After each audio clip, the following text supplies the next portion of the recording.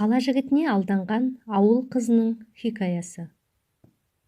Мектепті ауылдан бітіріп, үлкен қалаға оқуға түстім. Қалада туысқандарымыз болмағандықтан, пәтер жалдауға тура келді.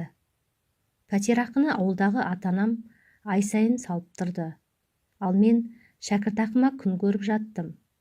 Осындай күндердің бірінде сабақтан келе жатсам, жаныма бір ақ джип тоқтайды. Джиптен сымбатты бір ақ құба жігіт басын шығарып, «Қарындас, қайда барасыз? Жеткізіп тастайын», деді таза қазақша. Мұндай көріністі кинодан ғана көрген мен бейбақ, не істерімді білмей тұрып қалдым. Өзім қарапайым отбасыдан шыққанмын. Бір жағынан өмірімде осындай қымбат көлікке мініп көрейін деп ойладым. Біздің таныстығымыз осылай басталды. Оның есімі Нұрғожа екен. Алматыда 2 қабатты үлкен коттеджде ата-анасы, қарындасы 4-еу тұратынын айтты. Шынымды айтсам, ертегі әлеміне тап болғандай болдым. Ешқашан мұншалықты бай жігітке жолығам деп ойламаппын.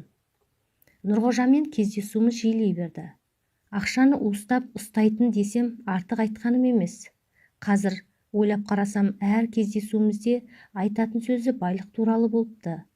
Ауылдан келген қарапайым студент қыздың бәрін саралауға енді ғана ақыл жетіп отырған жайы бар. Аузым ашылып әңгімесін тыңдай беретінмін.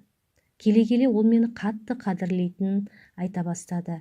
Өйткені оның сөзімен айтсақ, мен сияқты қыз бүкіл әлемде жоқ. Басты себеп өздеріңіз де түсініп отырғандай, менің жігіт атаулысымен жақындаспағаным. Ал мен оның тәтті сөздеріне сене бастадым.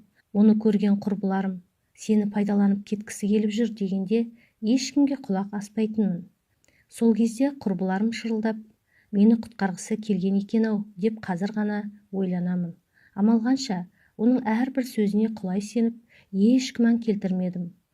Оның үстіне ол суретте ғана көрсететін 2 қабатты зәулім үйде келін боп жүргенім елестегенде қуанышым қойныма сыймайтын. Бір күні жазда екеуміз қыдырып жүрдік.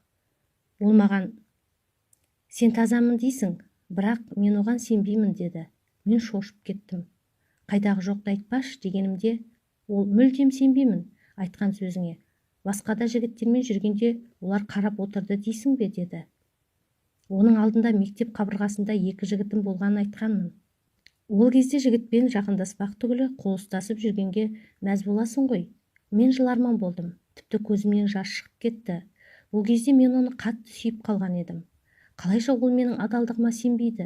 Оған не айтсам